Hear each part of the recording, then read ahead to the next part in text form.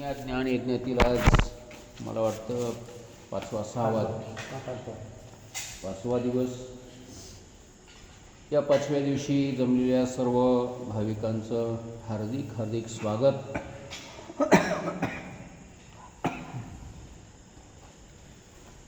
शिवमहापुराण अतिशय सुंदर अशा प्रकारची कथा आहे. या कथेच्या माध्यमातून आपल्याला अध्यात्मज्ञानाची प्राप्ती होते. या कथेच्या माध्यमातून सृष्टीविषयक ज्ञान आम्हाला प्राप्त होत असतं. या कथेच्या माध्यमातून परमात्माविषयक यथार्थ ज्ञानाची प्राप्ती आपल्याला घडत असते. आणि त्याचबरोबर भगवान शंकराचं दिव्य चरित्र, अनेक संतांचे चरित्र, असं बरंचसं काही या कथेच्याद्वारा आपण श्रवण करत असतो. अतिशय सुंदर अशा प्रकारची ही कथा. जणू ही कथा म्हणजे एक प्रकारचा त्रिवेणी संगमच आहे की काय असं म्हणायला हरकत नाही. जसं तुकाराम महाराजांनी म्हटलं आहे, कथा त्रिवेणी संगम देव भक्त आणि नाम तेथीचे उत्तम चरण रज वंदिता.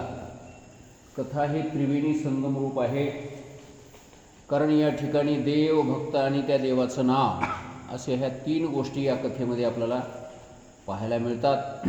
एक तर कथा श्रवण करणारे आणि कथा सांगणारे हे देवाचे भक्तच आहेत या ठिकाणी. आणि ज्या ठिकाणी देवाचे भक्त राहतात त्या ठिकाणी प्रत्यक्ष देवाचं वास्तव्य असते. कारण नाहम वसामि वैकुंठे योगिनाम हृदये रवो मद्भक्ता यत्र गायन्ति तत्र तिष्ठामि नारद. असं भगवान एका ठिकाणी नारदाला सांगतात की हे नारद, नाहम वसामि वैकुंठे, मी वैकुंठामध्ये राहत नाही. योगिनाम हृदये रवो, योग्यांच्या हृदयामध्ये सुद्धा मी तेवढा राहत नाही. तर मद्भक्ता यत्र गायन्ति, माझे भक्त ज्या ठिकाणी माझं भजन करतात, माझी कथा करतात, माझं गायन करतात, तत्र तिष्ठामि नारद, त्या ठिकाणी हे नारदा मी राहत असतो. असे प्रमाणे आपल्याला ऐकायला मिळतं आहे की माझे भक्त गाती जेथे नारदा मी उभा तेथे. किंवा ज्ञानेश्वर महाराजही ज्ञानेश्वरीमध्ये सांगतात, तो मी वैकुंठी नसे एक वेळ भानुबिंबीही न दिसे, वरी योगियांचीही मानसे उमरलोनी जाय, परी तयापाशी पांडवा मी हरपला गिवसावा, जेथ नाम घोष बरवा करीती माझा. ज्ञानेश्वर महाराजही सांगतात की नामघोष ज्या ठिकाणी चालू असतो, ज्या ठिकाणी त्या भगवंताची कथा चालू असते, ज्या ठिकाणी त्या भगवंताचं चिंतन चालू असतं, त्या ठिकाणी तो देव राहतोच राहतो.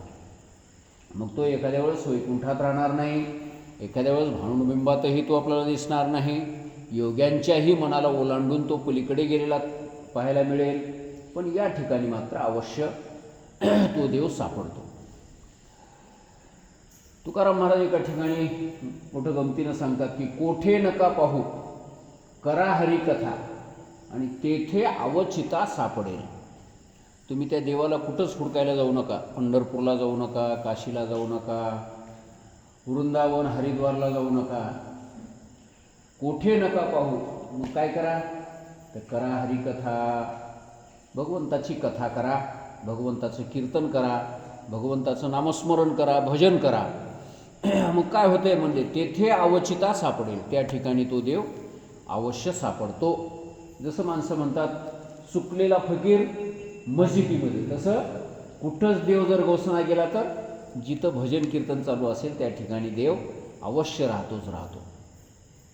आणि म्हणून ही कथा अतिशय महत्त्वाची आहे. कथा हा त्रिवेणी संगम आहे, पण या ठिकाणी या त्रिवेणी संगमामध्ये बुडून मरण्याची भीती नाही. पण त्या त्रिवेणी संगमामध्ये मात्र खोल पाण्यामध्ये जर गेलं तर त्या ठिकाणी बुडून मरण्याची भीती आहे. या ठिकाणी गर्दी झाली, दाटण झाली, चेपारा झाला म्हणून माणसं मेले असं कधी होत नाही. त्या त्रिवेणी संगमावर मात्र यावर्षी चेपारा झाल्यामुळे, दाटवा झाल्यामुळे अनेक लोक मरण पावले, पायाखाली चुरडून मेले, कुटुंबाच्या कुटुंब गेले असं आपल्याला पाहायला मिळतं. पण हे कथारूपी त्रिवेणी संगम जो आहे, या ठिकाणी अशा प्रकारची गर्दी झाली, दाटी झाली आणि लोक चेंगरून मेले असं कधी होणार नाही. तर उलट या ठिकाणी जेवढं जेवढं या तीर्थामध्ये आपण खोल बुडू तेवढा आपल्याला आनंद जास्त मिळणार आहे. या कथारूपी तीर्थामध्ये जेवढा आपण खोलात जाऊ तेवढा आपल्याला जास्त आनंद मिळणार आहे. पण त्या त्रिवेणी संगमावर जर आपण गेलो तिथं जर जास्त खोलामध्ये जायचा प्रयत्न केला तर पुन्हा वरी यायची शक्यता नाही. अशा प्रकारची भीती आहे आणि म्हणून तिथं जास्त खोल जाता येणार. पण या कथेमध्ये कितीही खोल जा काही अडचण नाही. जेवढं खोल जाल तेवढा अधिक आनंद मिळत जातो. जेवढं खोल जाल तेवढं अधिक समाधान प्राप्त होत जातं. अशा प्रकारची ही सुंदर कथा आपण श्री संत माधवबुवा यांच्या मंदिरामध्ये चालू केलेली आहे. या कथेचा आजचा हा 5वा दिवस आहे. काल आपण ऐकलं भगवान शंकर हे स्तंभ रूपामध्ये ब्रह्मदेव आणि विष्णू या दोघांच्यामध्ये प्रगट झाले आणि त्या स्तंभ रूपामधून त्यांना अपासून ज्ञपर्यंत सर्वच्या सर्व अक्षर रूपाचे असे भगवान शिव दिसायला लागले. ओंकार स्वरूप अशा प्रकारचे ते भगवान शिव दिसायला लागले. आणि मग त्या शिवाकडून विष्णूला आणि ब्रह्मदेवाला दीक्षा प्राप्त झाली. त्यांना मंत्र वगैरे मिळाले आणि मग पूजेचं ज्ञान त्यांच्याकडून प्राप्त झाले की माझी पूजा कशी करावी लागते याचंही ज्ञान त्या भगवान शंकरांनी विष्णूला आणि ब्रह्मदेवाला दिलं. इथपर्यंत आपण काल आलो. तर ते पूजेचं ज्ञान देत असताना असं सांगितलं की प्रत्येक वस्तू 1 लाख महादेवाला व्हावं म्हणून. लाखोली, त्याला लाखोली म्हणतात. 1 लाख बेलं व्हायचे किंवा 1 लाख फुलं व्हायचे. 1 लाख ते मंजुळा, तुळशीच्या मंजुळासुद्धा व्हायला सांगितले बरं का.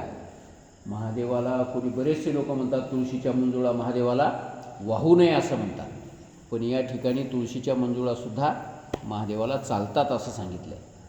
तर ते 1 लाख या संख्येनं ते व्हायला सांगितलेलं आहे आणि त्याचं फळ आपल्याला मिळते. 1 लाख संख्येनं जर आपण वाहिलं आणि तेवढ्याच प्रमाणामध्ये नामजप जर केला आणि 1 लाखाच्या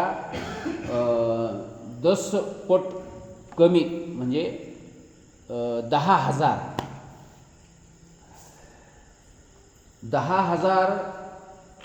एवढा नामजप करायला पाहिजे आणि 10,000च्या पुन्हा 10 पट कमी 1,000च्या संख्येमध्ये आपल्याला ते अन्नदान करण्याची गरज आहे. कमीत कमी 1,000 लोकांना आपण त्या दिवशी अन्नदान केलं पाहिजे. पूजा ज्या दिवशी महादेवाला अशा पद्धतीनं करायची त्या दिवशी. आणि जर ते नाही जमलं तर मग त्याच्याऐवजी 100 ब्राह्मणाला जीव घालायला पाहिजे. जर 1,000 लोकांना जीव घालणं होण्या गेलं तर 100 ब्राह्मणं जीव घालायचे. 100 ब्राह्मणही जर जड जात असतील तर मग 10 संन्यासी भगव्या कपड्यावाले 10 लोकांना जीव घालायला पाहिजे. आणि तेही जर शक्य नसेल तर मग 1 माळकरी आपला पंढरपूरचा वारकरी घालण्याचा त्या एकाला जीव घालायला पाहिजे. आता हे सोपं झालं की नाही, पण त्याला दक्षिणा द्यावं लागते. तर विनोदाचा भाग सोडा. तर अशा ह्या पूजेचा विधी सांगितलेला आहे. महामृत्युंजय मंत्राचा जप करायला सांगितलेला आहे. 5 लाख जप जो कोणी महामृत्युंजय मंत्राचा करतो त्याला भगवान शंकराचं दर्शन होते म्हणले. महामृत्युंजय मंत्र कोणता आहे माहीत आहे का सावकार? नाही का तुम्हाला? अजून कोणाला माहीत आहे? हां,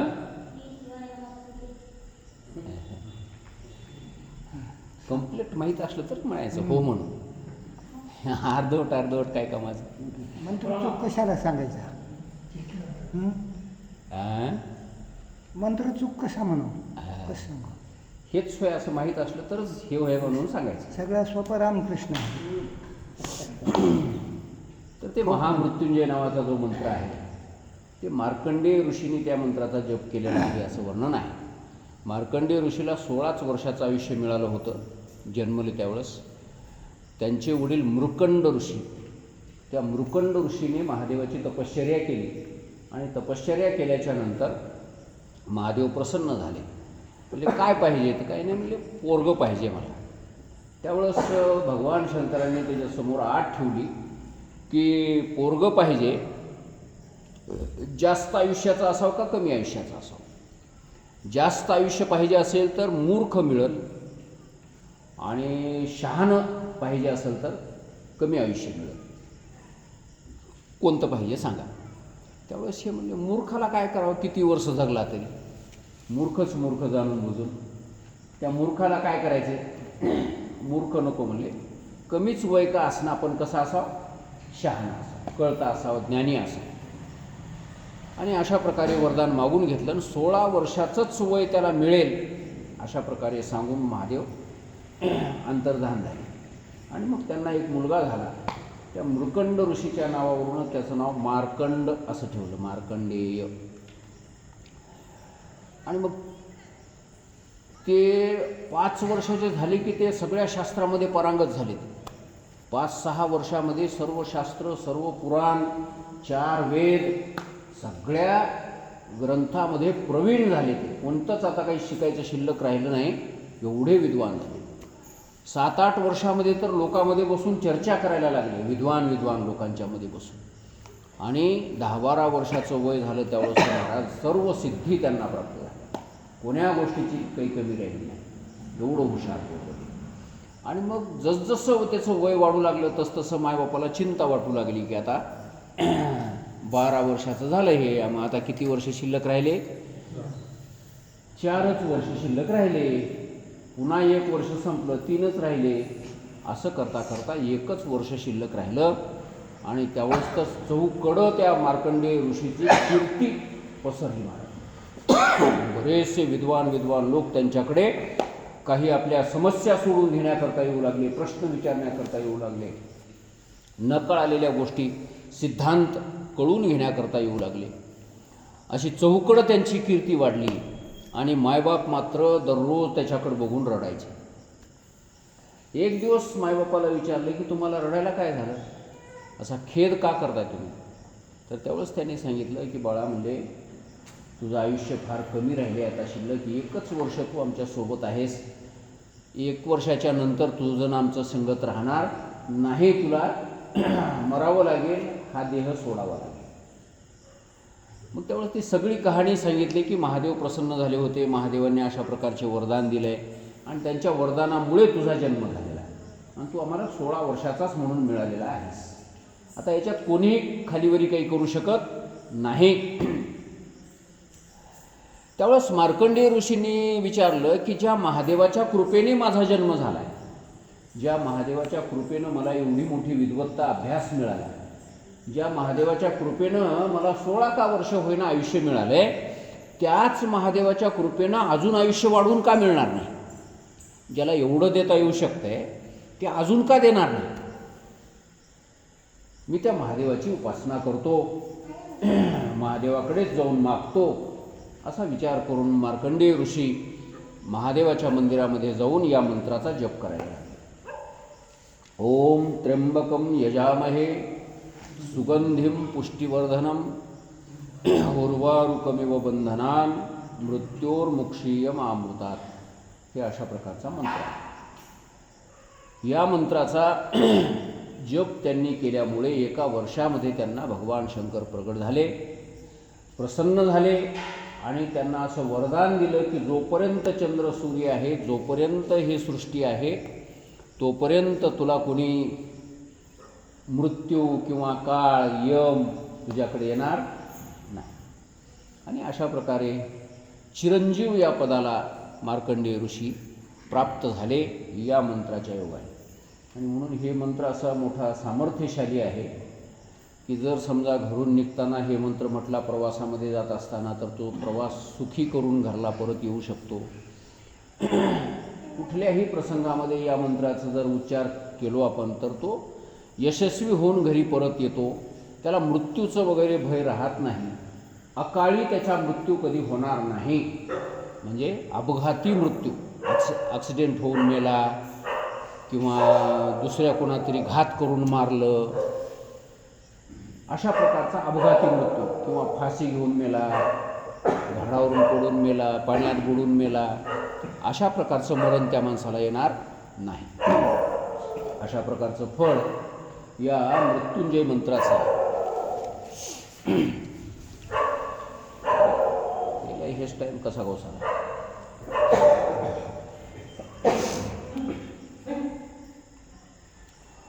हा ना, जरा धोडा उद्या.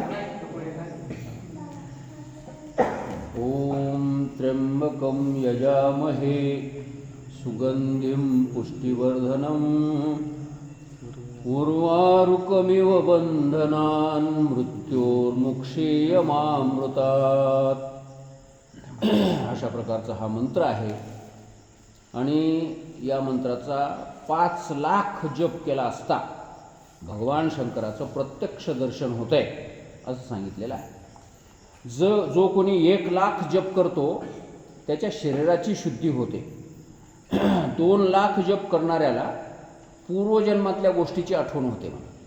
मागल्या जन्मामध्ये आपण कोण होतो, काय काय केलं, मागल्या जन्मामध्ये कशा प्रकारे मरण आलं, मग इथं कोणकोणत्या कर्मामुळे आपल्याला जन्म घ्यावा लागला, हे मागल्या जन्मातली गोष्ट कधी त्याला लक्षात येते, कळायला लागते 2 लाख जप झाल्याच्या नंतर.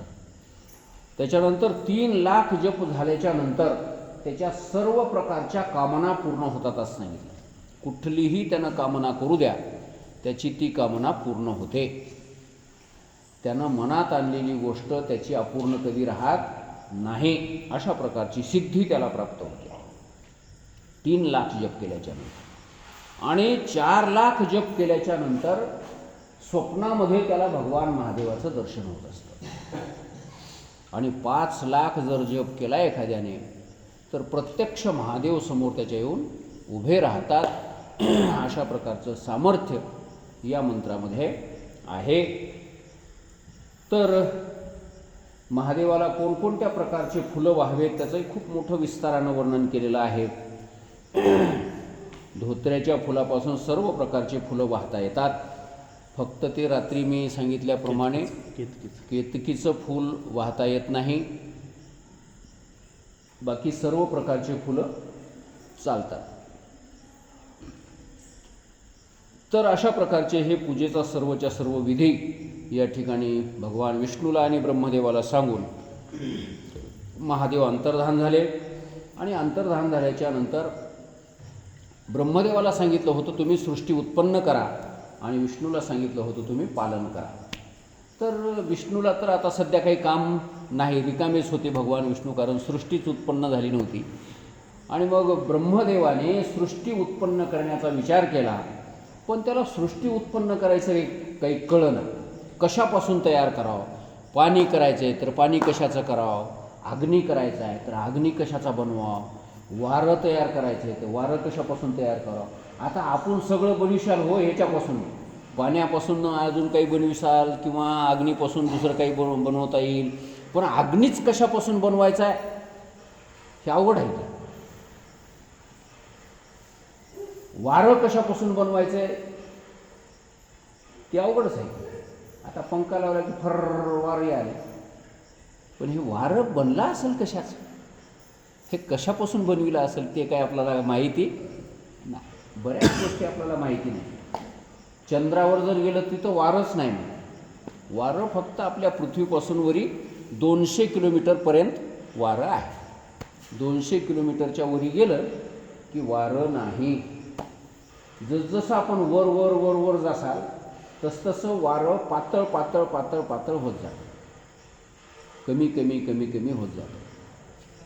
म्हणून पर्वतावर उंचावर जाणारे जे लोक राहतात, हिमालयाच्या शेंड्यावर जाणारे जे लोक राहतात, त्यांना ऑक्सिजन सोबत घेऊन जावं लागतं. मोकळ्या नाकानं वारं तिथं घ्यायला मिळत नाही, कारण तिथं वाऱ्याची पातळी खूप कमी झालेली असते. जड हवा आणि थंड हवा पृथ्वीच्या जवळ राहते, आणि उष्ण झालेली हवा ही पृथ्वीपासून वर जाते. म्हणून ज्यावेळेस उन्हाळ्यामध्ये उष्णता वाढते त्यावेळेस वाटोळी तयार होते. का? तर जमीन तापलेली असते आणि जमिनीच्या जवळचं वारं गरम होत असते आणि हे गरम झालेलं वारं वर जावं लागते. त्याला गरम झालेलं वर जात असते. कोणतीही उष्ण वस्तू वर जात असते आणि थंड असलेली वस्तू खाली जमिनीकडे येत असते. बरोबर आहे की नाही? बरोबर. आता हे विज्ञानाचा विद्यार्थी आहे, याला हे सगळं माहिती आहे. तर ते उष्ण हवा झालेली, जमिनीला लागून असलेली उष्ण हवा वर जाण्याकरता त्या हवेला वाट करावं लागतं. कारण एकदम काही अशी वरी जाय ना ती, तर वरी जाण्याकरता तिला वाट करावं लागते आणि वाट करण्याकरता त्याला फिरावं लागते गोल गोल असं. आणि गोल गोल फिरत फिरत फिरत फिरत ते वरी जात असते. म्हणून त्या वाटोळीच्या मध्यभागी जर पालापाचोळा गेला तर ते नीट सरळ कुठं जातो? वर जातो. असं फिरत फिरत फिरत फिरत वर जातो. तर ह्या सगळ्या गोष्टी निर्माण कशा कराव्यात याचा फार मोठा प्रश्न ब्रह्मदेवाला निर्माण झाला. ज्ञानेश्वर महाराजांनी वर्णन केलेलं आहे, सृष्टीची या उपक्रमा पूर्विगा विरोत्तमा, वेडा ऐसा ब्रह्मा एकला होता, मज ईश्वराचे ओळखे ना सृष्टीही करू शके, तो थोरू केला एके नामे जेणे. सृष्टीची या उपक्रमा पूर्वी म्हणजे सृष्टीचा उपक्रमही झाला नव्हता अशावेळी, सृष्टीची या उपक्रमा पूर्विगा विरोत्तमा, हे विरोत्तमा, हे अर्जुना, सृष्टीच्या उपक्रमाच्या पूर्वी म्हणजे सुरुवातीच्या अगोदर वेडा ऐसा ब्रह्मा एकला होता. ब्रह्मदेव वेड्यासारखा एकटाच होता, म्हणजे कोणीच नव्हतं त्यासोबत. एकटा ब्रह्मदेव वेड्यासारखा. वेड्यासारखा का?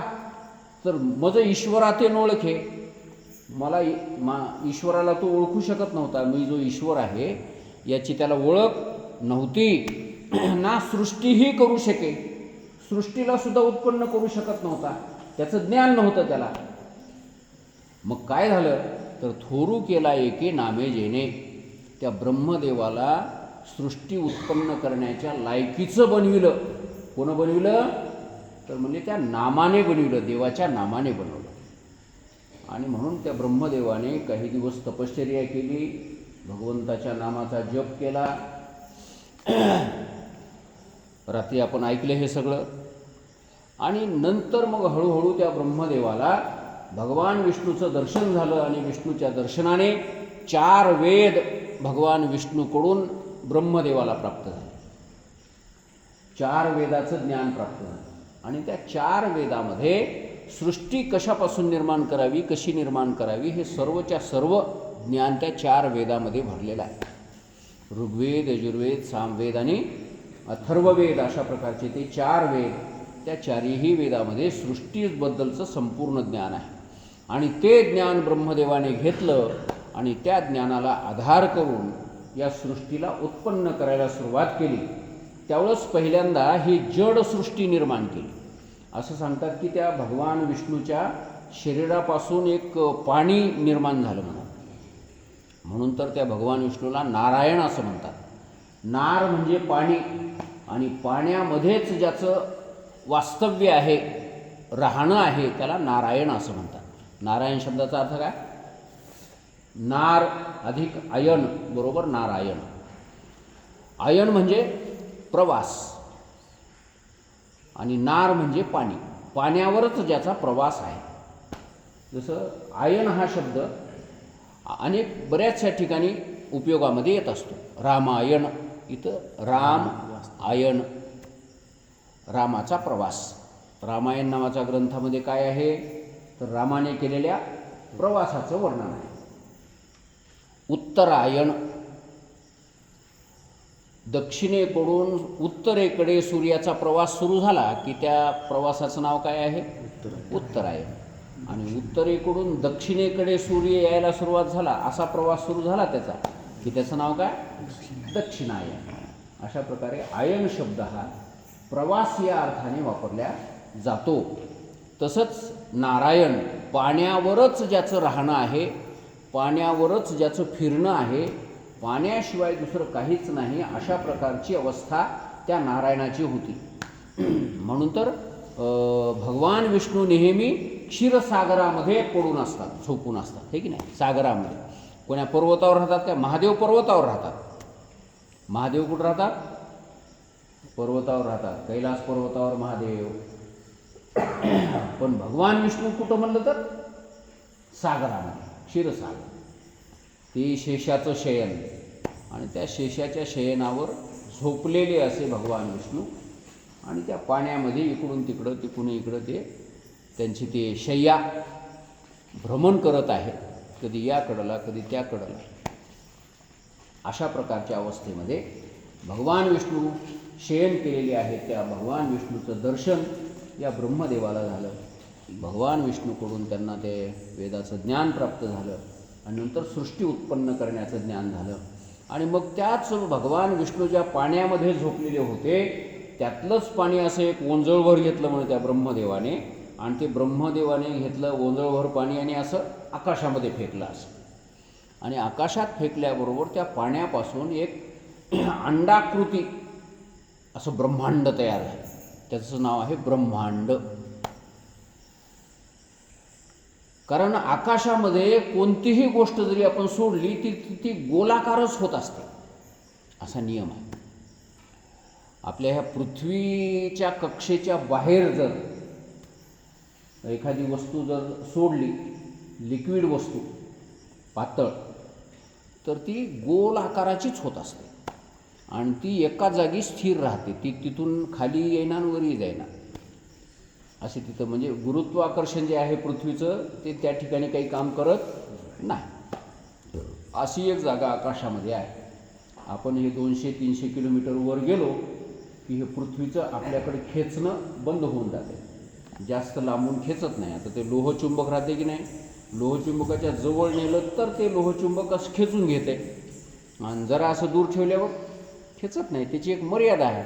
तसं पृथ्वीच्या खेचण्याची एक मर्यादा आहे. त्या मर्यादेच्या पलीकडे गेले की ती वस्तू जाग्यावरून हलत नाही, ती तशीच राहते. म्हणून त्या ठिकाणी ती असं पाणी वर फेकलं आकाशामध्ये, तर ते तसंच गोल आकाराने असं अंड्याच्या आकाराप्रमाणे ते तयार होऊन थांबलं त्या ठिकाणी. आणि मग त्याच अंडाकृती असलेल्या जलामध्ये भगवान विष्णूने प्रवेश केला, म्हणजे चैतन्य त्या ठिकाणी प्रविष्ट झालं. अगोदर सगळं हे जड होतं, आणि त्या जड असलेल्या त्या अंडाकृती ब्रह्मांडामध्ये ते ब्रह्मांड तुम्हाला वाटलं की असं एवढं नारळ एवढं असेल. नाही, ते ब्रह्मदेवानं फेकलेलं पाणी आहे, ते ब्रह्मांडा एवढं पाणी आहे ते. आताही ते तसंच आहे, काही फरक पडला नाही त्याच्यात. अजूनही ते ब्रह्मांड जशाला तसंच आहे. म्हणून तर आपण म्हणतो की नाही, असे अनंत ब्रह्मांड त्या भगवान विष्णूच्या एका रोमावर राहत. असे ते किती भऱ्या ब्रह्मदेवानं असं वरी फेकले की काय नाही किती, तितके ब्रह्मांड राहताना विराट हात, विराट सगळे. या ब्रह्मांडाच्या टोकापासून त्या टोकापर्यंत माणसाचे असे हजारो आयुष्य जरी खर्च केले तरी जाता येणार नाही, एवढा मोठा विस्तार आहे त्याचा. तर अशा प्रकारचं ते ब्रह्मांड निर्माण केलं. त्यामध्ये भगवान विष्णूने आपली चेतना घातली. चेतना म्हणजे चैतन्य, जिवंतपणा. आणि तो जिवंतपणा घातल्यामुळे या जगामध्ये त्याच पाण्यामध्ये पहिल्यांदा जीवजंतू उत्पन्न व्हायला सुरुवात झाली. पहिल्यांदा सूक्ष्मजीव उत्पन्न व्हायला लागले, आणि नंतर हळूहळू थोडे मोठे मोठे मोठे होत होत होत मोठाले आकार त्याचे निर्माण झाले. आणि हळूहळू मोठे होता होता असे काही प्राणी निर्माण झाले की जे पाण्यातही राहू शकतात आणि पाण्याच्या बाहेरही राहू शकतात. आता आपले हे 10 अवतार जे आपण सांगतो की नाही, त्याच्यामध्ये पहिला अवतार कोणता आहे? मत्स्य अवतार. मत्स्य अवतार हा पाण्यातच राहतो, मासोळी पाण्याच्या बाहेर येत नाही. त्याच्यानंतर दुसरा अवतार कोणता? कच्छ अवतार. मत्स्य, कच्छ. कच्छ म्हणजे कासव. कासव पाण्यातही राहते, पाण्याच्या बाहेरही राहते, पण बहुतेक पाण्याला सोडून राहील. कच्छ अवतार. कासवाला श्वास घ्यावाच लागते म्हणून. पाण्यात किती जरी खोलवर कासव गेला तरी त्याला श्वास घ्यायला वर यावाच लागतं.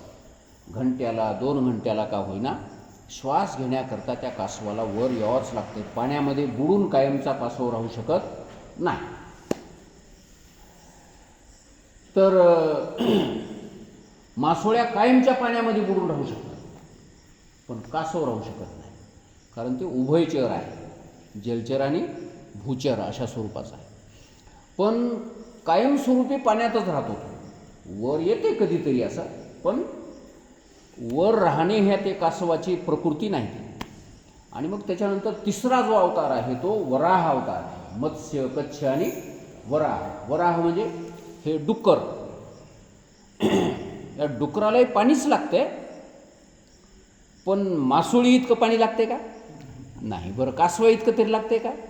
नाही. तर थोडं थोडं आता पाण्यापासून वेगळं व्हायला लागले हे जीव. मत्स्य, कच्छ, वराह. त्याच्यानंतर पुढचा अवतार आहे नरसिंह अवतार. नरसिंह अवतार म्हणजे मुंडकं सिंहासारखं आणि बाकीचं शरीर माणसासारखं, असा अर्ध पशु आणि अर्ध मानव अशा स्वरूपाचे प्राणी निर्माण झाले. त्याला पशुही म्हणता येईना आणि मानवही म्हणता येईना असे प्राणी निर्माण झाले. आणि त्याच्यानंतर पुढे वामन, त्याच्यानंतर परशुराम, त्याच्यानंतर परशुरामापासून पुढे हातामध्ये शस्त्र, हत्यारं वगैरे परशुरामापासून पुढे सुरुवात झाली. त्याच्या अगोदर कोण्याही देवाच्या हातामध्ये शस्त्र, वामनाच्या हातात शस्त्र नाही, नरसिंहाच्या हातात शस्त्र नाही. नरसिंहाने हिरण्यकशिपूला जे मारलं ते शस्त्रानं मारलं का पोट फाडून नखानं मारलं? नख हेच त्याचे शस्त्र. तर अशा प्रकारे पुढे त्याच्याहून पुढचा जो अवतार आहे तो राम अवतार आहे. तो अतिशय प्रगत परिपूर्ण माणूस म्हणून रामाला पूर्ण अवतार मानलेला आहे. आणि त्याच्यानंतर कृष्ण तर बस शेंडाच फुटला त्याचा. कृष्ण हे त्याच्याही पेक्षा पुढची गोष्ट आहे. आणि त्याच्यानंतर पुढचा अवतार आहे बौद्ध अवतार. त्याच्यानंतर कलंकी अवतार म्हणजे सगळं खतम, सगळं समाप्त. तर अशा प्रकारे हे अवतारांचा क्रमसुद्धा त्या सृष्टीच्या उत्पत्तीच्या क्रमासारखाच आहे जवळजवळ. म्हणून त्या जे जलमय अंड तयार झालेलं होतं, ब्रह्मांड ज्याला म्हणतो आपण, त्याच्यामध्ये भगवान विष्णूने चेतना घातली आणि त्या चेतनेच्या द्वारा अशा प्रकारे क्रमाक्रमाने पहिल्यांदा जलचर, नंतर जलचर अधिक भूचर, नंतर हळूहळू भूचरच अशा प्रकारचे प्राणी निर्माण झाले. अंडज, जारज, स्वेदज आणि उद्भिज अशा 4 प्रकारच्या योनी हानी निर्माण झाल्या. काही अंडज प्राणी म्हणजे अंड्यातून जन्म घेतात अशा प्रकारचे काही प्राणी तयार झाले. जारज म्हणजे जार कर्मापासून, जसे गाई, म्हशी, बैल, माणसं हे जसे जन्माला येतात जार कर्मापासून. अंडज, जारज. उद्भिज म्हणजे काही बीजापासून तयार होतात.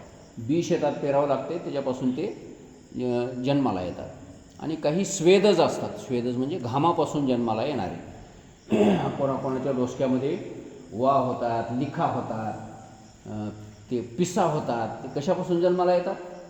माणसाच्या घामापासून जन्माला येतात. तर अशा प्रकारे काही स्वेदज घामापासून जन्मणारे, अंडज अंड्यापासून जन्मणारे, जारज जारकर्मापासून जन्मणारे आणि उद्भिज म्हणजे बीजापासून जन्मणारे, असे 4 प्रकारच्या खाणी त्या ब्रह्मदेवाने निर्माण केल्या. आणि मग ब्रह्मदेवाने पहिल्यांदा स्वतःपासूनच हे सृष्टी निर्माण करायला सुरुवात केली. मानससृष्टी पहिल्यांदा निर्माण केली आणि आपल्या मनापासूनच सनकादिकांना उत्पन्न केलं. पहिल्यांदा 4 पोरं उत्पन्न केले ब्रह्मदेवाने. कोणीच नव्हतं ब्रह्मदेवाच्या सोबत, एकटाच ब्रह्मदेव. 4 पोरं निर्माण केले. कोणकोणते? सनक, सनंदन, सनत सुजात आणि सनत कुमार असे 4 पोरं निर्माण केले. त्या 4 पोरांना सांगितलं की मला हे सृष्टी उत्पन्न करायचं काम लागलं माझ्या मागं, तर तुम्ही मला मदत करू लागा. ते पोरं म्हणले तुझं तू बघून घे, आम्हाला सांगू नको, आम्ही हे काम करायला जन्म घेतला नाही. म्हणले मग तुम्ही काय करणार? आम्ही देवाची भक्ती करणार. म्हणले आम्हाला देवाच्या भक्तीशिवाय दुसरं काही करायचं नाही. आणि ब्रह्मदेवाला वाटलं की माझ्या पोटी जन्माला आलेले पोरं मजा ऐकना झालेत, आता काय करावं? मग ब्रह्मदेवाला राग आला, क्रोध आला. आणि त्या क्रोधाच्या भरामध्ये ब्रह्मदेवाच्या कपाळाला आठ्या निर्माण झाल्या. रागाच्या भरात माणसाला असं होतं की असं कपाळ असं ताणल्यासारखं, आणि त्या कपाळावर आठ्या निर्माण झाल्या तर दोन्ही भुवयाच्या मधोमध या ठिकाणी जी गाठ निर्माण झाली त्या गाठीपासून 11 रुद्र निर्माण झाले ब्रह्मदेवाचे. म्हणजे पहिले भगवान शिव ते तर आहेतच, त्या शिवांनी सांगितलं होतं मी पुन्हा एकदा तुमच्या त्या कपाळाच्या आठ्यापासून जन्मधारण करणार आहे आणि माझ्यामध्ये आणि त्याच्यामध्ये काही फरक नाही. त्याची जी शक्ती तीच माझी शक्ती, माझी तीच त्याची, असं काल आपण ऐकलं होतं. तर ते 11 रुद्र निर्माण झाले. त्यावेळेस ब्रह्मदेवाने सांगितलं तुम्ही हे सृष्टी निर्माण करा. त्यावेळेस त्या 11 रुद्रांनी सांगितलं म्हणजे ठीक आहे मी सृष्टी निर्माण करतो, पण आम्हाला एकट्याला कशी सृष्टी निर्माण करता येईल, कारण स्त्रीशिवाय संसार कसा काय करता येईल, आम्हाला स्त्रिया द्या. त्यावेळेस ब्रह्मदेवाने 11 रुद्रांनी त्यांना दिल्या आणि त्या 11 रुद्रांनी सोबत घेऊन 11 रुद्राने सृष्टी निर्माण करायला सुरुवात केली. ते कशी सृष्टी निर्माण केली, ते त्यांच्यासारखीच भयानक भूतन, प्रेतन, पिशाचन, ते चामुंडान, ते वेताळन, फेताळन असे असली सृष्टी निर्माण करायला सुरुवात केली. कोणाला मुंडकच आहे तर कोणाला डोळेच नाही, कोणाला कानच नाहीत तर कोणाला हातच नाही, कोणाला एकच डोळा आहे तर कोणाला 6 डोळे आहेत. अशा प्रकारची विचित्र सृष्टी ते निर्माण करू लागले. कोण? ते रुद्र. त्यावेळेस ब्रह्मदेवाने सांगितलं म्हणजे असली विचित्र सृष्टी निर्माण करू नका, हे काही कामाची नाही, हे उगं लोकाला भेडवायचं काम आहे म्हणजे हेच, ही असली सृष्टी करू नका. रुद्राने सांगितलं म्हणजे आमचा जन्मच क्रोधापासून झालेला आहे आणि क्रोधापासून जर जन्म झालेला असेल तर मग असली सृष्टी तयार होणार आहे. म्हणून थोडासा आपणही विचार करण्याची गरज आहे बरं काय. आपल्यालाही आपल्या पोटी लेकरं बाळ वगैरे जन्माला येतातच की, आणि त्यावेळेस माणसाची बुद्धी कशी असावी, माणसाचं मन कसं असावं त्याच्यावरून अवलंबून आहे की पुढचे लेकर कसे जन्माला येतात. आपण जर त्या प्रसंगामध्ये क्रोधी असाल, लोभी असाल, जर बेचैन असाल, असं काही टेन्शन असेल तर अशा वेळी संतती निर्माण माणसाने करू नये. शांत अवस्थेमध्ये शांत चित्ताने प्रसन्न चित्ताने संतती जर निर्माण झाली तर लेकरही कसे होतात, पिलेला असल्यावर, हां पिलेला असल्यावर. मग आता ते मधूनच बाटली घेऊनच येते, मग त्याला काय. म्हणून ती संतती निर्माण करण्याची जी वेळ आहे ती अतिशय महत्त्वाची वेळ आहे. म्हणून आपल्या हिंदू धर्मामध्ये त्याच्यावर फार मोठे बंधन आहेत, त्याच्यावर फार मोठं नियोजन आहे, मला नियम आहेत त्याच्याकरता. व काही सैराट पद्धतीनं संतती जर निर्माण केली तर मग ते संततीचे ते तशाच प्रकारचे परिणाम आपल्याला पुढे बघायला मिळतात. असो, तर अशा प्रकारे क्रोधापासूनच आमची निर्मिती झालेली आहे, तर मग आमच्यापासून जे संतती होणार आहे ती कशी होईल, तर आमच्यासारखीच होईल असं महादेवाने सांगितलं. आणि त्यावेळेस ब्रह्मदेवाने सांगितलं म्हणजे तुम्ही सृष्टी करू नका, कारण तुम्ही अशी भयानक सृष्टी निर्माण करत आहात, तुम्ही सृष्टी निर्माण करण्याच्या कामाचे नाही, तर तुम्ही तपश्चर्या करायला जा. अशा प्रकारे त्या महादेवाला 11 रुद्रांना सांगितलं आणि ते 11ही रुद्र ईशान्य दिशेला तपश्चर्या करण्याकरता गेले असं वर्णन आहे. ईशान्य दिशा म्हणजे कोणती दिशा? आग्नेय, नैऋत्य, वायव्य आणि ईशान्य दिशा, हे कोपरं, हे इकडच्या कोपऱ्यामध्ये महादेवाला सांगितलं तुम्ही तपश्चर्या करायला जा. आणि आजही आपल्याला काशी याच कोपऱ्यात आहे, कैलास पर्वत जवळजवळ याच कोपऱ्यामध्ये आहे, उत्तर आणि पूर्व दिशेच्या मध्यभागामध्ये. महादेवाचे बरेचसे ठिकाणं या कोपऱ्यामध्ये आपल्याला पाहायला मिळतात. तर वास्तुशास्त्राच्या नियमाप्रमाणे सुद्धा आपल्या घरामध्ये आपला देव्हारासुद्धा घराच्या या कोपऱ्यातच असावा. इकडच्या कोपऱ्यामध्ये देव्हारा असावा, इकडच्या कोपऱ्यामध्ये अग्नी असावा म्हणजे स्वयंपाकघर असावं, पाठीमागे पश्चिम भागाच्या कोपऱ्यामध्ये काही जड वस्तू ठेवण्यासारखे, असं म्हणजे शेतातला माल टाल अशी काही घराच्या पायऱ्या बिऱ्या म्हणा अशा जड वस्तू पश्चिम दिशेकडून असाव्यात आणि पुढच्या दिशेकडून ते काय म्हणतात त्याला बेडरूम म्हणा किंवा अजून दुसरं काही पसारा ठेवण्यासारखं किंवा संडास बाथरूम म्हणा अशा प्रकारच्या ह्या गोष्टी या दिशेला असाव्यात असं शास्त्रामध्ये सांगितलेलं आहे. घराच्या मध्यभागी खड्डा नसावा असंही सांगितलं आहे.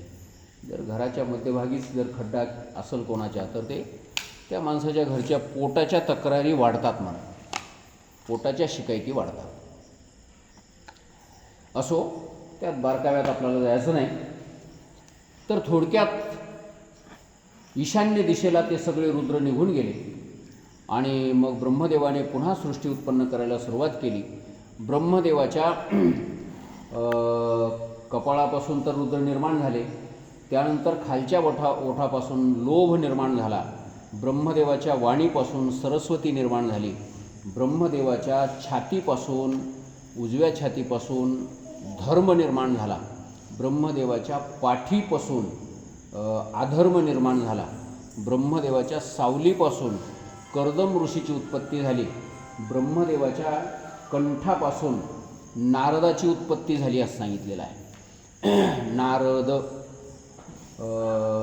आपणही आपल्या गळ्याला आपल्या मराठी भाषेमध्ये काय म्हणतो, नरड, नरड म्हणतात की नाही. ते नरड हा शब्द जो आहे तो नरद असा आहे, नरद, पण आपण त्याला नरड म्हणतो. असं दचं काय केलं आपण, द केलं. खरा शब्द आहे नरद. नरद या शब्दाचा अर्थ काय, नर अधिक द म्हणजे नराला देणारा, म्हणजे नराला उत्पत्ती देणारा, जन्म देणारा, अशा प्रकारचे हे ठिकाण. ब्रह्मदेवाच्या या ठिकाणचं नाव काय आहे, नरद. म्हणून त्या ठिकाणाहून नारदाची उत्पत्ती झाली, म्हणून त्या नारद मुनीचं नाव काय, नारद. नरदापासून उत्पत्ती झाल्यामुळे नारद. तर अशा प्रकारे ब्रह्मदेवाच्या अंग उपांगापासून सर्व सृष्टी उत्पन्न व्हायला लागली. मरीची, अत्री, अंगिरा, पुलस्त्य, पुलह, कृतू, भृगू, वशिष्ठ, दक्ष आणि नारद अशा प्रकारचे 10 ऋषीसुद्धा त्या ब्रह्मदेवाच्या विभिन्न वेगळ्या वेगळ्या अंगापासून निर्माण झाले. आणि मग पुढे ब्रह्मदेवाच्या वाणीपासून निर्माण झालेली जी सरस्वती, किंवा या ठिकाणी वर्णन केलेलं आहे की ब्रह्मदेवाच्या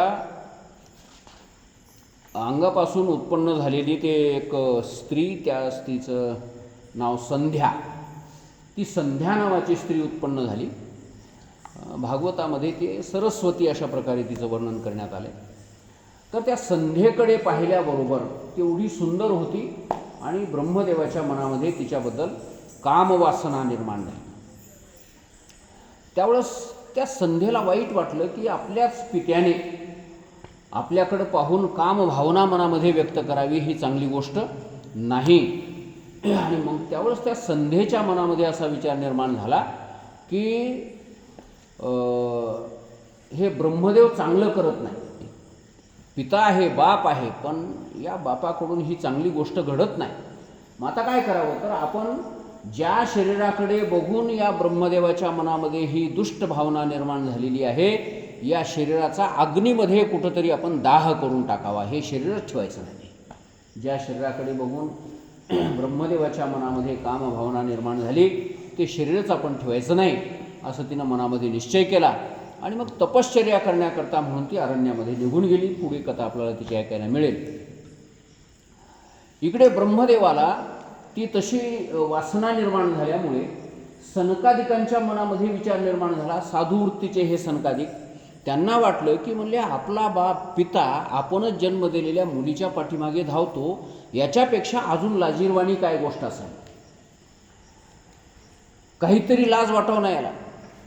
आणि त्यावेळेस त्या सनकादिकांनी भगवान विष्णूची प्रार्थना केली की हे भगवान विष्णू, आमचा बाप धर्म सोडून वागण्याचा प्रयत्न करतो आहे, तर आमच्या बापाची बुद्धी धर्माने आचरण करणारी हो. दुर्बुद्धी ते मना आणि कदा नुपजो नारायणा. अशा प्रकारची प्रार्थना त्या नारायणाकडे भगवान विष्णूकडे केली. आणि त्यावेळेस ब्रह्मदेवालाही वाईट वाटलं, कारण तोही शहाणा माणूसच होता की ते काय आपल्यासारखा अडाणी थोडाच होता. त्यालाही वाटलं की बाबा आपलेच पोरं आपली वागणूक चांगली व्हावं म्हणून जर देवाची प्रार्थना करत असतील तर याच्यापेक्षा वाईट गोष्ट कोणती, याच्यापेक्षा लाजिरवाणी गोष्ट कोणती. मी नेहमी सांगत असतो, एखादा महाराज घरला आला आणि त्या महाराजाकडं पोरायनं जाऊन म्हणावं की महाराज आमच्या बापाला काहीतरी सांगावं, बापाचं वागणं बिघडले असं पोरानं त्या महाराजाकडे येऊन गराणं करावं, याच्यापेक्षा त्या बापानं आता वाचावं का मारावं.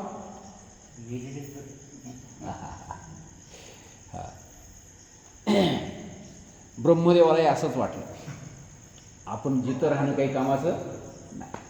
आणि त्याच वेळी ब्रह्मदेवाने आपल्या त्या शरीराचा त्याग केला आणि दुसरं एक नवीन शरीर धारण केलं. आणि त्या नवीन शरीराच्या डाव्या भागापासून एक स्त्री उत्पन्न केली आणि उजव्या भागापासून एक पुरुष उत्पन्न केला. डाव्या भागापासून उत्पन्न केलेल्या स्त्रीचं नाव शतरूपा असं ठेवलं आणि उजव्या भागापासून निर्माण केलेल्या पुरुषाचं नाव स्वयंभुव असं ठेवलं.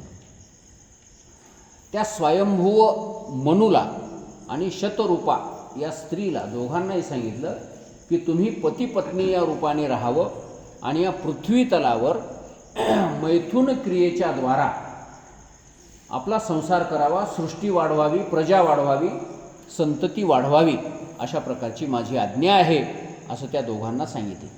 आणि त्यावेळेस मग ते दोघंहीजणं पृथ्वीवर आले. बघतात तर काय सगळी पृथ्वी जलमय झालेली त्यांना बघायला मिळालं. पाणी चौकट, जमीन म्हणून कुठं उघडी नव्हतीच. असा एक काळ होता म्हणून पहिलं की त्या काळामध्ये जमीन नव्हतीच उघडी, सगळं पाणी होतं या पृथ्वीवर. आणि त्याच्यानंतर मग ब्रह्मदेवाकडे पुन्हा हे घराणं गेलं. ब्रह्मदेवाकडे घराणं गेल्याच्यानंतर ब्रह्मदेवाने सांगितलं आता काय करावं. म्हणजे पुन्हा ताण आला ब्रह्मदेवाला. दीर्घ निश्वास सोडायला लागले ब्रह्मदेव. आणि त्या निश्वासामधून एक भगवान विष्णूने वराह रूप धारण केलं आणि ते वराह रूप धारण करून समुद्रामध्ये उडी मारली. त्या समुद्रामध्ये पृथ्वी जे खाली बुडाला जाऊन बसलेली होती त्या पृथ्वीला आपल्या दाढेवर असं वर उचललं आणि ज्या हिरण्याक्ष नावाच्या दैत्याने त्या पृथ्वीला बुडवलं होतं या पाण्यामध्ये, त्या हिरण्याक्ष नावाच्या दैत्याचा निप्पात केला, त्याला मारून टाकलं. अशा प्रकारे वराह अवतार धारण करून भगवान विष्णूने हे काम केलं. त्या हिरण्याक्ष नावाच्या दैत्याला मारलं आणि ती पृथ्वी दाढेवर घेऊन भगवान विष्णू वराह रूपामध्ये बाहेर आले. आणि त्याच वराह रूपामध्ये बाहेर येऊन पाहतात तर काय विशाल अशा प्रकारचा तो वराह होता. पृथ्वीला दाढेवर धरणारा म्हणजे ते केवढा असेल, डुक्कर ते, थोडासा विचार करा, एवढा मोठा वराह भगवान. आणि मग सगळे देवलोक त्याची स्तुती करायला लागले, प्रार्थना करायला लागले. आणि त्या वराह भगवंताच्या अंग उपांगापासून त्यांच्या केसामधून जे काही पाणी खाली गळू लागलं त्याच्या त्या प्रत्येक अंग उपांगापासून यज्ञ सामुग्री निर्माण व्हायला लागली. म्हणून ते श्रुक, श्रुवा, ते यज्ञवेदी, ते यूप, असे अनेक जे ते यज्ञामध्ये वापरण्यात येणारे पदार्थ असतात ते त्याच्या अंग उपांगापासून तयार व्हायला लागले. आणि म्हणून त्या वराहाला, त्या सुकराला यज्ञ सुकर असं नाव देण्यात आलं. त्या वराहाला यज्ञ सुकर म्हणजे यज्ञाला निर्माण करणारा हा सुकर आहे, भगवंताचा अवतार आहे, अशा प्रकारचं नाव देण्यात आलं. आणि अशा प्रकारे ही सृष्टी हळूहळू क्रमाक्रमाने वाढायला लागली. आणि त्यावेळेस मग त्या उघड्या झालेल्या जमिनीवर स्वयंभुव मनू आणि शतरूपा या दोघांनी संसार करायला सुरुवात केली. यांना पहिल्यांदा 2 मुलं झाले, प्रियव्रत आणि उत्तानपाद. श्रीमद भागवतामध्ये यांचं चरित्र खूप विस्ताराने सांगितलेलं आहे. प्रियव्रत आणि उत्तानपाद असे 2 मुलं झाले आणि 3 मुली झाल्या. आकुती, प्रसूती आणि देवहूती अशा 3 मुली झाल्या. त्यातली आकुती नावाची मुलगी रुची नावाच्या ऋषीला देण्यात आली. आणि त्या रुची नावाच्या मुलीपासून रुची नावाच्या ऋषीला आकुती नावाच्या मुलीपासून यज्ञ आणि दक्षिणा, एक मुलगा आणि एक मुलगी असे जुळे झाले.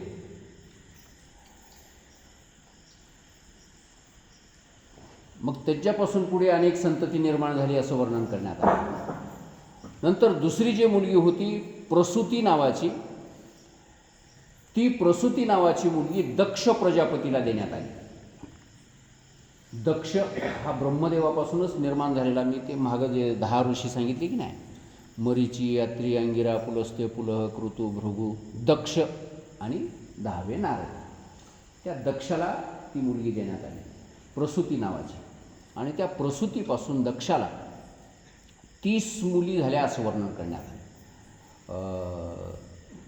त्यातल्या 13 मुली धर्माला देण्यात आल्या, 4 मुली अग्नीला देण्यात आल्या, काही मुली पितरांना देण्यात आल्या आणि त्यातलीच एक मुलगी जे सती नावाची ती महादेवाला देण्यात आली.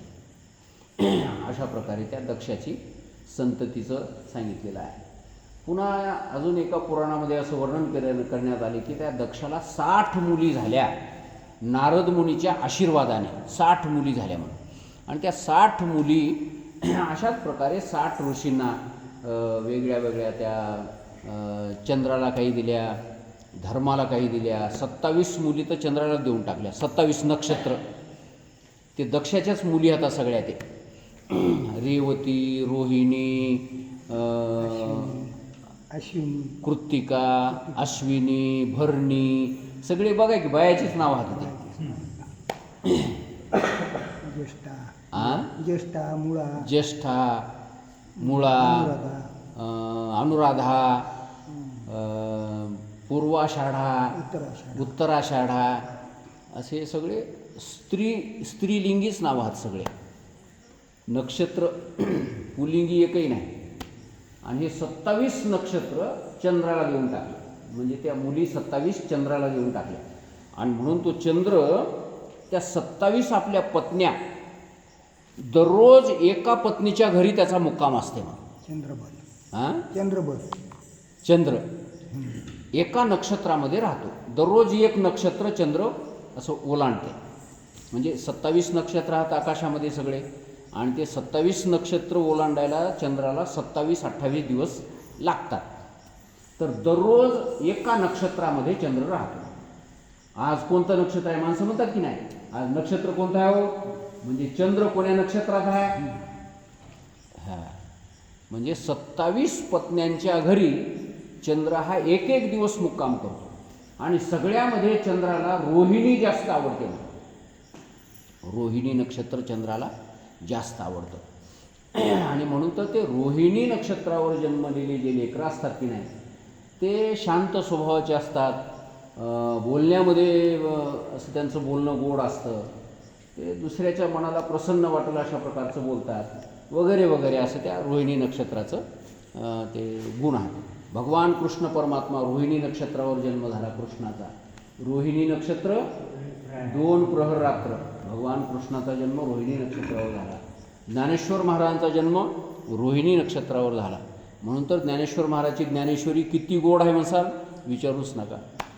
भगवान कृष्ण परमात्म्याची भगवद्गीता किती गोड आहे. 5000 वर्ष झाले सगळ्या जगाला वेडं करून टाकलं त्या भगवद्गीतेनं. अजूनही त्या गीतेचं वेडं काही डोसक्यातून लोकांच्या निघायला तयार नाही, एवढे ते वाक्य भारत असतात. तर अशा प्रकारे रोहिणी नक्षत्रावर जन्मलेले लेकरं असे वक्तृत्व चांगलं असतं, त्यांचं बोलणं फार गोड असतं. तर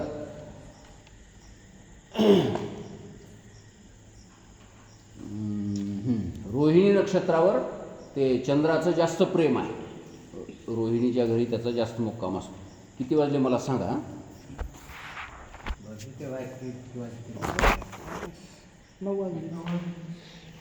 9 वाजले का? झाला आपला टाईम. तुम्ही काय तर अशा 27 मुली त्या दक्ष प्रजापतीने एकट्या चंद्राला देऊन टाकल्या. 13 मुली धर्माला दिल्या, 4 मुली अग्नीला दिल्या. असे 60 मुलीचे लग्न त्या दक्ष प्रजापतीने केलेले आहेत असं वर्णन करण्यात आलं. आणि त्यानंतर भगवान शंकर हे आपली या दोघांच्यावर सृष्टी उत्पत्तीचं आणि पालनाचं काम सोपवून महादेव कुठे गेले बघ, तर महादेव काशीला गेले असं वर्णन आहे. महादेव गेले ते सरळ आनंदवन काशीला गेले आणि त्या ठिकाणी पार्वतीसोबत आपल्या शिवासोबत शक्तीसोबत, शिव आणि शक्ती, त्या शक्तीसोबत मोठ्या आनंदाने विहार करायला लागले. त्या आनंदवनामध्ये आनंद साजरा करायला लागले. आणि मग या ठिकाणी सूतजी महाराजांना शौनकादिक सर्व ऋषींनी प्रश्न विचारला की महादेव तर काशीला जाऊन राहिले असं म्हणता, मग महादेव कैलास पर्वतावर कधी गेले? कैलासावर जाण्याचं काय कारण होतं आणि कुबेरासोबत महादेवाची मैत्री कशी काय जमली? ही अशा प्रकारची सुंदर कथा या ठिकाणी सांगण्यात आलेली आहे. तर हा कुबेर जो आहे ना, आता महादेवाबरोबर मैत्री ज्याची आहे, महादेवानं आपली सगळी धनसंपत्ती त्या कुबेराच्या स्वाधीन करून टाकली. आपला कोश सगळाच्या सगळा त्या कुबेराच्या स्वाधीन करून टाकला. तर ते कुबेर होता कोण? तर त्याची थोडक्यात कथा आपण बघूया. आपला वेळ तर पूर्ण झालेलाच आहे. तर कांपिल्य नावाची एक नगरी आहे आणि त्या नगरीमध्ये एक यज्ञदत्त नावाचा प्रसिद्ध अशा प्रकारचा ब्राह्मण आणि सदाचारी ब्राह्मण, चांगलं आचरण करणारा ब्राह्मण राहत होता. आणि त्या ब्राह्मणाला एक मुलगा झाला. त्या मुलाचं नाव होतं गुणनिधी. गुणनिधी नावाचा मुलगा झाला आणि तो मुलगा बापासारखं चांगलं आचरण करणारा निघाला नाही, दुराचारी निघाला, वाईट आचरण करणारा निघाला. नको नको ते सगळे कामं त्यानं करायचे. आणि मग बापाला वाटलं की मी एवढा चांगला वागणारा, समाजामध्ये माझी प्रतिष्ठा आहे, लोक आपल्याला मोठेपणा देतात, मान देतात, आणि पोरगा असं आता काय करावं? ते बापानं पोराला घराच्या बाहेर हाकालून दिलं. घराच्या बाहेर हाकालून दिल्याच्यानंतर ते पोरगा असं भटकायला लागलं, कुणीकडे कुठेही भिक्षा मागू लागलं, चोरीच करू लागलं. काय जे मनाला येईल ते, आता भटकलेलं म्हणल्यावर काय असतं. आणि मग एकदा फिरता फिरता महादेवाच्या मंदिरात गेलं. 2-3 दिवसाचा उपाशी होतं ते. आणि त्याच्या मनामध्ये विचार आला की महादेवाच्या मंदिरामध्ये आपल्याला काहीतरी खायला मिळेल. सावकार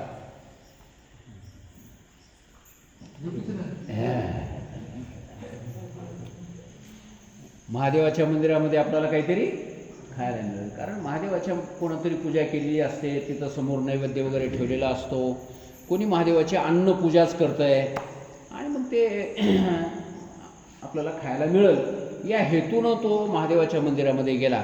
आणि महादेवाच्या मंदिरामध्ये गुप्त अंधार होता, असा रात्रीची वेळ आणि काळा कुट्ट अंधार त्या महादेवाच्या मंदिरामध्ये, काहीच दिसेना, डोळ्यात बोटं घातले तरी काही ओळखू येणार नाही अशा प्रकारचा अंधार.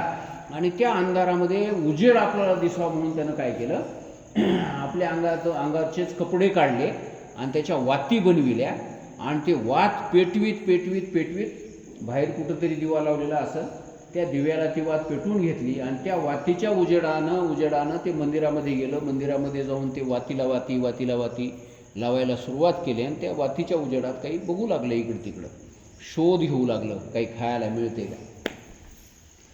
आणि महादेवाच्या मंदिरात काही ना काहीतरी खायला राहतेच. त्याला थोडंफार खायला मिळालंही. आणि मग त्या भागातल्या राजाला पता लागला की आपल्या मंदिरामध्ये रात्री कोणीतरी चोर घुसला होता, महादेवाच्या मंदिरामध्ये चोर घुसला होता असा पता लागला. आणि मग त्या राजाने आपले दूत पाठवले आणि असं कोण आहे त्याला शोधलं, तर ते सापडलं. म्हणजे हेच चोर आहे असं समजून त्याला सुळावर देण्यात आलं, फासावर देण्यात आलं.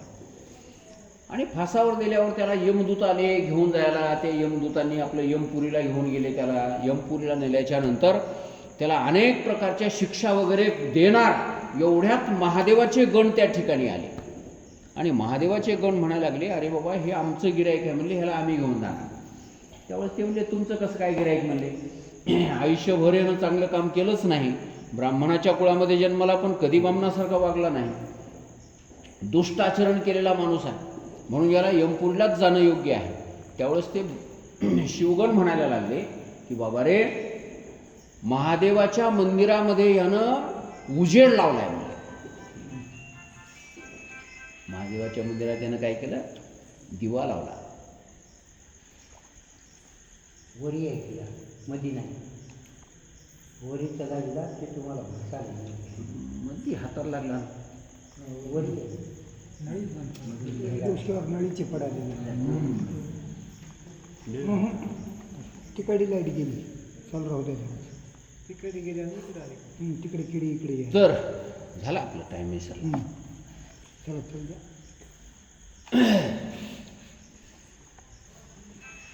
काय सांगू लागलो, महादेवाच्या मंदिरामध्ये आहे ना दिवा लावला आणि त्या दिव्या लावण्याच्या पुण्यामुळे हा कैलासाला जाणार आहे. मंदिरात दिवा लावणं किती महत्त्वाचं आहे याचा थोडासा विचार करा. तर त्याला यमपुरीचे यातना न भोगू देता विमानामध्ये बसून कैलासाला नेण्यात आलं. कैलासाला नेल्याच्या नंतर महादेव पार्वतीचं दर्शन त्याला झालं आणि महादेव पार्वतीच्या आशीर्वादाने त्याला पुढचा जन्म मिळाला एका राजाच्या पोटी. आणि तो राजा कलिंगराज अरिंदम असं त्याचं नाव होतं. अरिंदम नावाचा राजा आणि त्या राजाचा पुत्र होऊन जन्माला येण्याची याला संधी मिळाली आणि त्या अरिंदमाचा हा पुत्र झाला आणि याचं नाव दम असं ठेवण्यात आलं. आणि हा दम पुढे राजा झाला. आपला बाप मेल्याच्या नंतर ह्याला राज्य मिळालं आणि याला राज्य मिळाल्याच्या नंतर यानं महादेवाच्या प्रत्येक मंदिरामध्ये दिवा लावायची सोय केली. सगळ्या गावच्या लोकांना सांगून टाकलं. गावचे जे अध्यक्ष होते, जे कोणी सरपंच असतील, पोलीस पाटील असतील, जे कार्यकर्ते गावामधले होते, त्या सगळ्यांना सांगितलं की महादेवाच्या मंदिरामध्ये दिवा लागला पाहिजे. अंधार जर महादेवाच्या मंदिरामध्ये दिसला तर माझ्यासारखं वाईट नाही, तुम्हाला मी शिक्षा करीन. काहीही करा, महादेवाच्या मंदिरातला दिवा बंद होता कामा नये. अशा प्रकारची सगळ्यांना सूचना दिली त्यांना. आणि त्या पूर्ण देशामध्ये, त्या राजाचा जेवढा देश होता त्या सगळ्या देशामध्ये सगळ्यांनी असं प्रयत्नपूर्वक दिवे लावले. तो राजा जिवंत होता तोपर्यंत त्या मंदिरामध्ये दिवे चालूच राहिले. आणि नंतर त्या दीपदानाच्या योगाने त्याला कुबेराचा जन्म प्राप्त झाला. तो मृत्यूच्या नंतर कैलासाला गेला आणि कैलासाला गेल्याच्या नंतर महादेवाने त्याला आपल्या जवळचा मित्र म्हणून घोषित केलं की म्हणले याच्यावर माझं फार विशेष प्रेम आहे. आणि गंमत अशी झाली, पार्वती आणि महादेव या दोघांनाही आमनेसामने तो पाहायला लागला. पाहत असताना पार्वतीकडं पाहिल्याबरोबर पार्वतीकडून त्याची नजरच हालायला तयार नाही. त्यावेळेस पार्वती मातेला वाटलं की हे माझ्याकडं असं का बघत असेल. महादेव समोर उभा आहे, महादेवाच्या समोर बसलेला आहे आणि माझ्याकडे पाहतोय. आणि पार्वतीने त्याला शाप दिला की तू ज्या डोळ्याने माझ्याकडे पाहतोस ना, तुझा एक डोळा निकामी होईल, आंधळा होशील. अशा प्रकारे पार्वतीने त्याला शाप दिला. म्हणून कुबेर कसा आहे, आंधळा आहे. कुबेर नावाची जी देवता आहे ती दोन्ही डोळ्याने धड देवता नाही. कुबेराची पूजा करतात माणसं, दिवाळीच्या वेळेस कुबेराची पूजा करतात, हे की नाही. आपण शेतकरी काही करणार म्हणा, दिवाळीच्या दिवशी पोळ्या खायला की झाले मोकळे. पण हे कोमटी, ब्राह्मण, मारवाडी हे ते विधीपूर्वक सगळं करतात. ते कुबेराची पूजा, पुन्हा त्या कृष्णाची पूजा, बळीराजाची पूजा, हे सगळं 4-5 दिवस दिवाळी साजरी करतात. असो, एकाक्ष झाला तो, म्हणजे एका डोळ्याचा झाला. आणि मग महादेवाने सांगितलं, म्हणले पार्वती तू याला शाप का दिला. ती म्हणली बघा ना, माझ्याकडेच बघायला लागलं म्हणले ते सारखं. त्यावेळेस महादेवाने सांगितलं की ते तुझ्याकडे बघणं झालाय म्हणले, पण त्याचा डोळा एक बांगा आहे म्हणले. आणि ते भांगा डोळा असल्यामुळं तुला काय वाटाले, हे माझ्याकडे बघितल्यासारखं असं वाटाले म्हणले. ते त्याची चूक नाही म्हणले, त्याचा दोष नाही तो. आणि म्हणून तू त्याच्यावर काही राग करू नको. ते तुझ्या लेकरासारखं आहे म्हणले, आपल्या पुत्रासारखं आहे ते. आणि त्याच्यावर आपण कृपाच केली पाहिजे, त्याच्यावर क्रोध करायला नको आहे.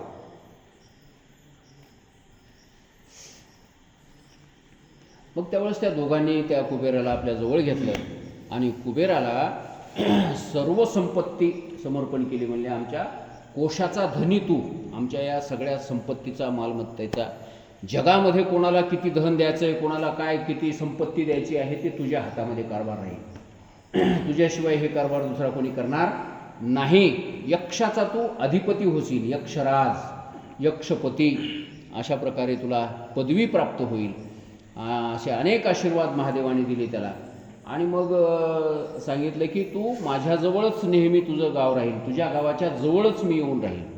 मग त्या दिवशी कुबेराच्या म्हणण्यानुसार महादेवाने पार्वतीला सोबत घेऊन काशी नगरी सोडली आणि कैलासावर जाऊन राहायला सुरुवात केली.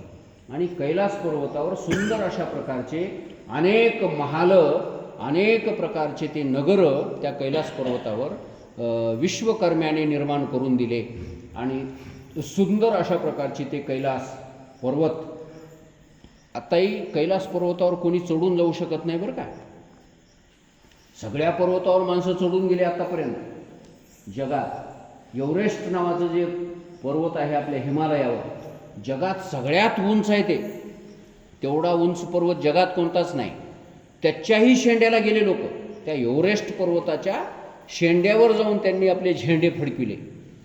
पण कैलास पर्वतावर अजून कोणी चढू शकला नाही. बऱ्याचशा लोकांनी चढण्याचे प्रयत्न केले सुद्धा, पण प्रयत्न करूनही त्यांना चढता आलं नाही. का चढता आलं नाही तर असं थोडंसं वर चढले की ते चक्कर आल्यासारखंच व्हायचं. म्हणून ते नखच वाढायचे, केसच वाढायचे, ते शक्ती क्षीण झाल्यासारखी व्हायची, म्हातारपण आल्यासारखं व्हायचं. आणि मग ते बरेचसे लोक मरूनही गेले, मरून खाली पडले. आणि काही लोक जिवंत वापस आले, ते काही पुन्हा त्या कैलास पर्वतावर चढायचा प्रयत्न केला नाही. आजही सांगतात हेलिकॉप्टरसुद्धा वरून जायना म्हणून त्या कैलास पर्वतावर, बाजूने न्यावं लागते. असं विमानसुद्धा त्या पर्वतावरून जात नाही. असं ते कैलास पर्वत आहे. त्या ठिकाणी महादेवाने राहायला सुरुवात केली. आपल्या उमेसहित, शक्तीसहित. आणि कुबेराची नगरी अलकापुरी तिथून जवळच अशा प्रकारची असल्यामुळे महादेव आणि कुबेर हे दोघंही एकमेकाच्या जवळ शेजारी शेजारी राहायला लागले. अशा प्रकारचं वर्णन या ठिकाणी करण्यात आलेलं आहे. आणि याच्यानंतर हा जो सृष्टिखंड नावाचा भाग आहे या शिवपुराणातला, हा सृष्टिखंड नावाचा भाग या ठिकाणी पूर्ण होतो. रुद्रसंहितेमध्ये सृष्टिखंड नावाचा एक पहिला भाग आहे आणि रुद्रसंहितेमधलाच दुसरा भाग आहे सतीखंड. आता तो सतीखंड आपण उद्यापासून सुरुवात करूया. आजची कथा या ठिकाणी आपण पूर्ण करू. सतीखंडामध्ये दक्षाची मुलगी जी सती आहे, त्या सती नावाच्या मुलीला महादेवाची प्राप्ती कशी झाली, महादेवाबरोबर तिचं लग्न कसं झालं आणि महादेवाला लग्नासाठी तयार कसं करावं लागलं, अशा ह्या बऱ्याचशा गोष्टी, सुंदर कथा आपल्याला उद्याच्याला ऐकायला मिळतील. सर्वांनी त्या कथेचा लाभ घ्यावा. आज सर्व उपस्थित राहिले त्याबद्दल आपणा सर्वांचे धन्यवाद. उद्याही उपस्थित राहावं अशी सर्वांना प्रार्थना. झालेली सेवा पांडुरंगाच्या चरणी, श्री संत माधवबाबाच्या चरणी समर्पित करूया आणि सेवेला पूर्णविराम. थोडा वेळ भजन करू आपण. म्हणा बंडू महाराज म्हणा.